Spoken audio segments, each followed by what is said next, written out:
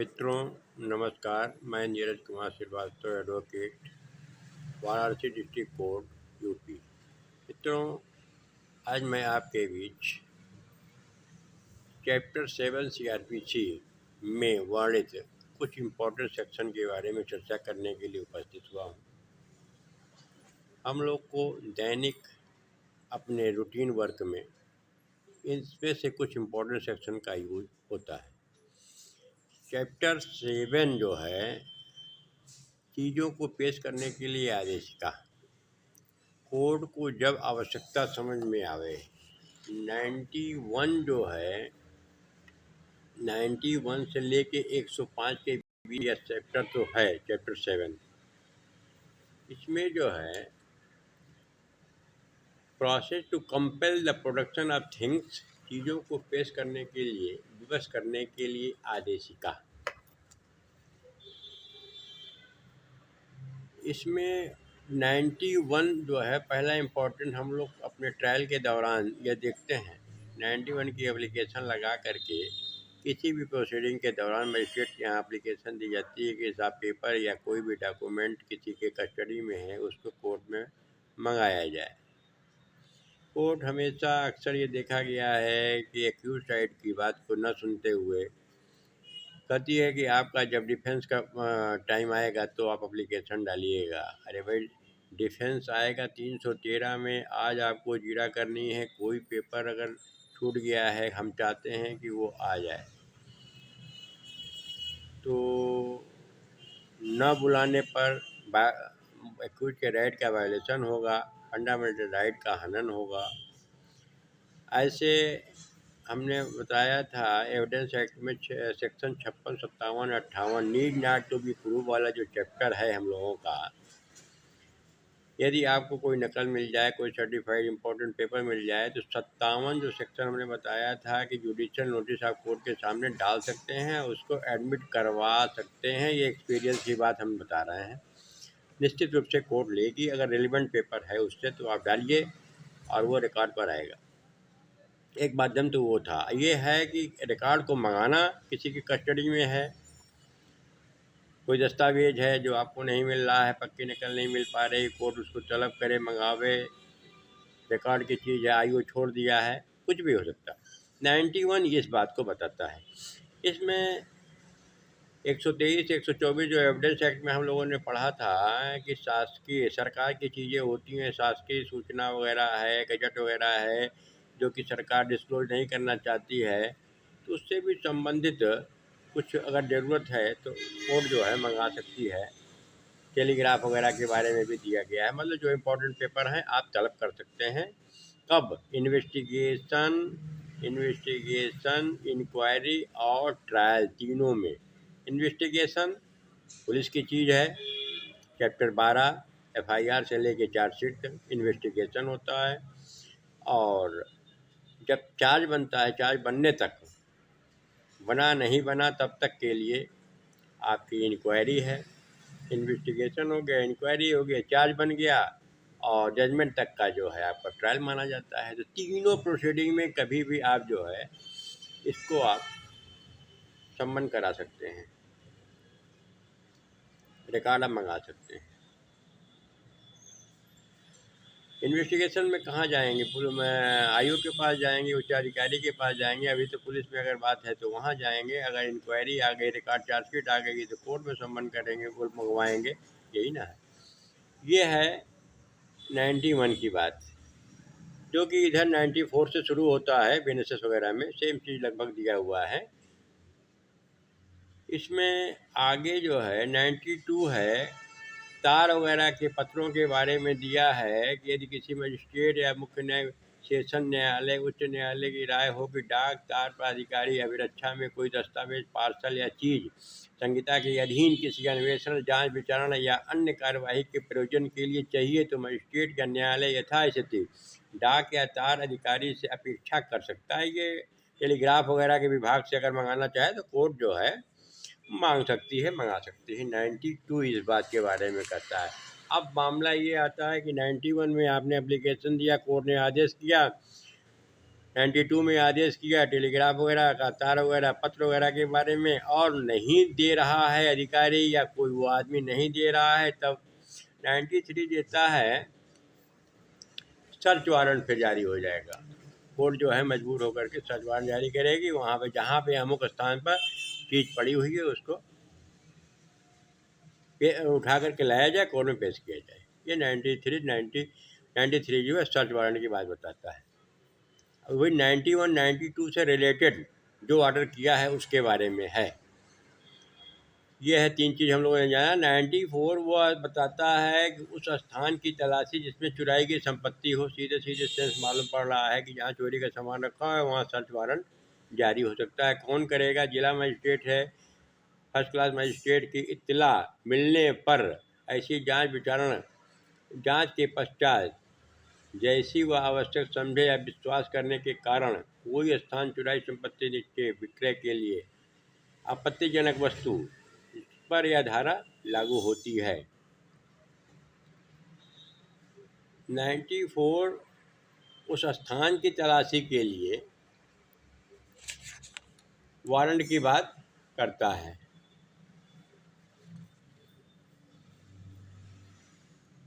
यहाँ district magistrate, sub divisional magistrate or the magistrate of the first class upon the information and after such inquiry as he think necessary has reason to believe that any place is used for the deposit और sale of the stolen property, वो स्थान का इस्तेमाल अगर किया जा रहा है इकट्ठा करने के लिए, रखने के लिए, चोरी करने के लिए, बेचने के लिए, सेल ऑफ स्टोलन प्रॉपर्टी चुराई हुई संपत्ति के बारे में है। Production of any object objectionable article to which this section applies or that any such objectionable article is deposited in any place, he may by warrant authorize any police officer above the rank of constable, सिपाही से ऊपर के अधिकारी, inspector police SI वगैरह को order यहाँ किया जा सकता है। ये बात क्लियर हो गई। जहाँ चुराई हुई संपत्ति जिस कमरे जिस स्थान पर रखी हो वहाँ पर सर्च करने के लिए। यहाँ पर जो है डीएम एसडीएम वगैरह सबकी फर्स्ट क्लास मजिस्ट्रेट की जिक्र आ गया है। ये प्रशासनिक चीज़ों के बारे में हो गया, जुडिशियल से नहीं मतलब है। यहाँ पर जो है जहाँ पर चुराई हुई संपत्ति रखी हो वहाँ का सर्च करने के 94 बताता है। 95 जो है कुछ प्रकाशन संपहित घोषणा समाचार पत्र वगैरह दस्तावेज के बारे में है। ये भी जो है वो भी सर्च की बात करता है। Power to declare certain publication forfeited and issue the search warrant for the same, कुछ प्रकाशनों के संप्रहित होने की घोषणा करने और उनकी तलाशी के बारे में है।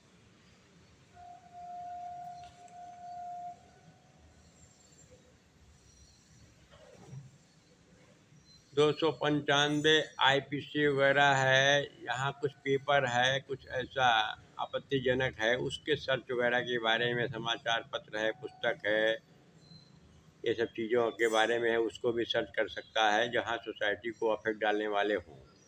293 वगैरह, ये जो 153 क है सरकार के खिलाफ, 124 क है सरकार के विरुद्ध जो क्राइम होते हैं उनके बारे में ये बताया है। राजद्रोह वगैरह जो था पहले, या धार्मिक उन्माद वगैरह, उस तरीके का कोई पेपर है, या धार्मिक उन्माद फैलाने वाले अपराध होते हैं उससे संबंधित कोई पेपर है, प्रकाशन है, कोई आदमी छिपा करके लगाया है, ऐसे रंग चित्र वगैरह है, उसको भी उसका भी सर्च करके कोर्ट में पेश करना, डिस्ट्रॉय करना, ये सब पावर दिया गया है।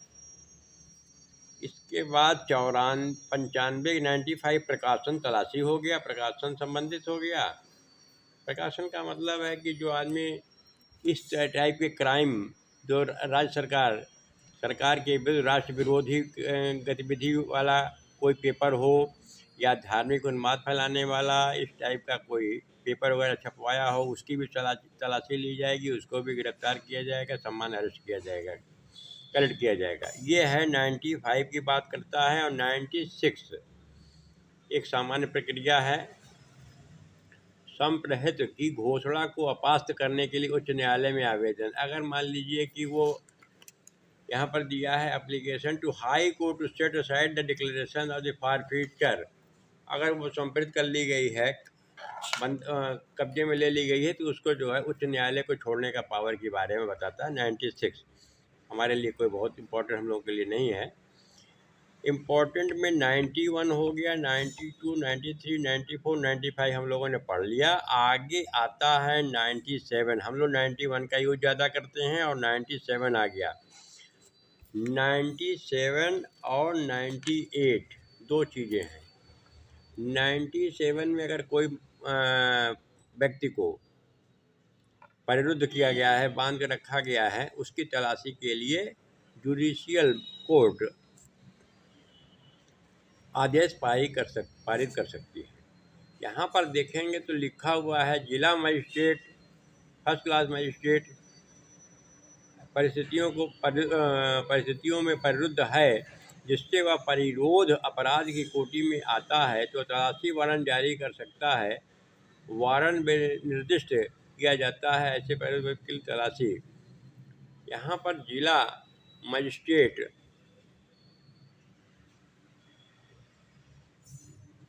उपखंड मजिस्ट्रेट, फर्स्ट क्लास मजिस्ट्रेट के बारे में 97 के बारे में कहता है। और तलाशी ले सकता है। ऐसे तलाशी तदनुसार ही ली जाएगी। यदि वह व्यक्ति मिल जाए तो उसे तुरंत मजिस्ट्रेट के समक्ष ले जाया जाएगा, जो ऐसा आदेश करेगा जैसा उस मामले की परिस्थितियों में उचित प्रतीत होता है। यहाँ पर जो है हम लोग देख लें, इसमें जो नई किताब में बीएनएसएस में भी वही चीज़ दिया हुआ है। यदि किसी जिला magistrate, SDM, first class magistrate या फर्स्ट क्लास मजिस्ट्रेट को यह विश्वास कारण है, अब first class magistrate, DM, SDM परिस्थितियों में परिरुद्ध है जिनमें से अगर कोई व्यक्ति को बंधक बना के रखा गया है कहीं पर भी, तो उसको सर्च करने का इनको पावर फर्स्ट क्लास मजिस्ट्रेट को दिया गया है।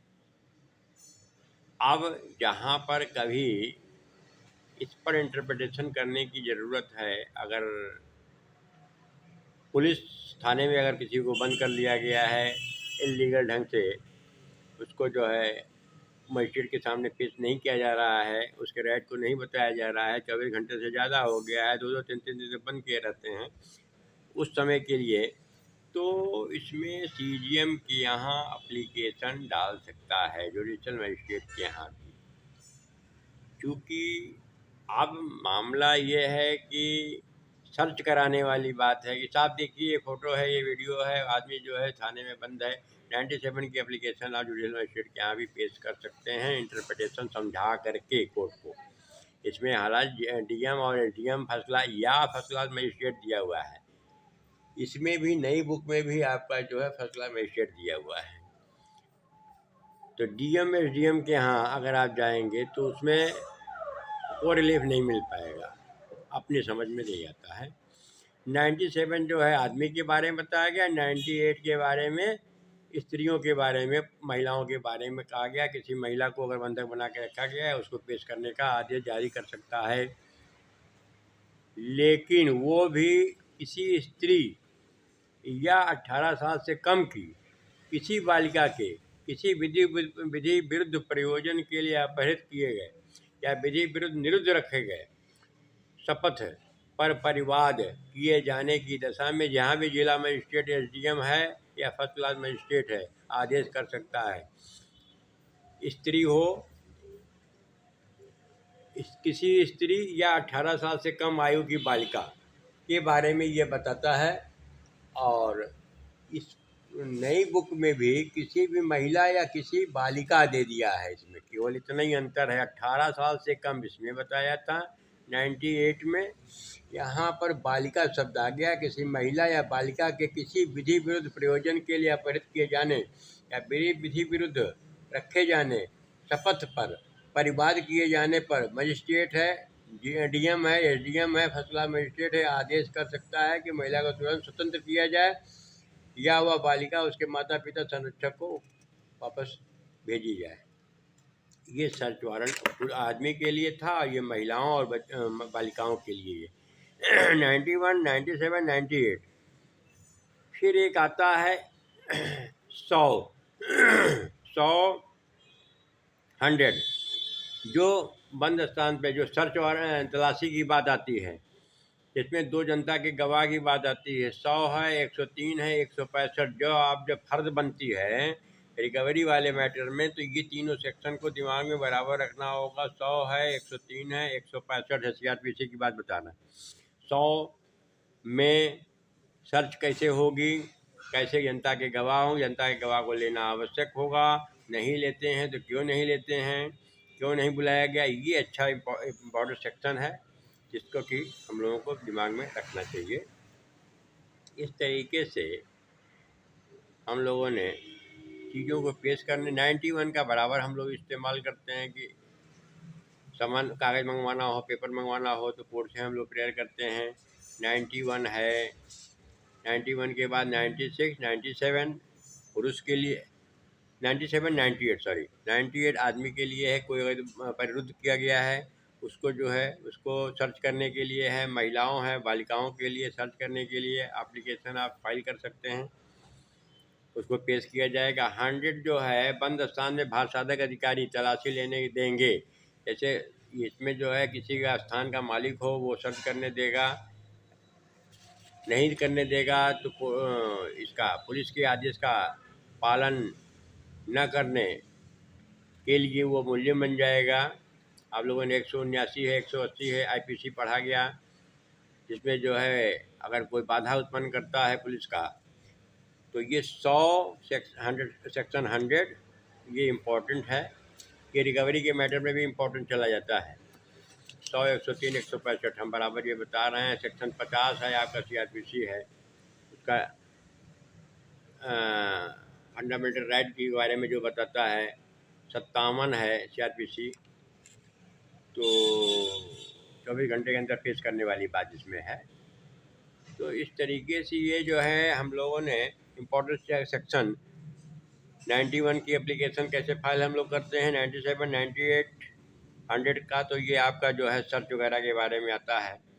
तो ये कुछ चीज़ें इम्पोर्टेंट इसमें रहीं जिसको पेश करने की। 91 सबसे मोस्ट इम्पॉर्टेंट रहा है कि हम लोग जो है कोर्ट में बराबर एप्लीकेशन लगाते हैं पेपर वगैरह मंगाने के लिए। तो ये छोटी सी जानकारी से मुझे लगता है आप लोगों को कुछ ज्ञानवर्धन हुआ होगा। मैं पुनः किसी नए टॉपिक पर आपके बीच उपस्थित होऊंगा। तब तक के लिए धन्यवाद, नमस्कार।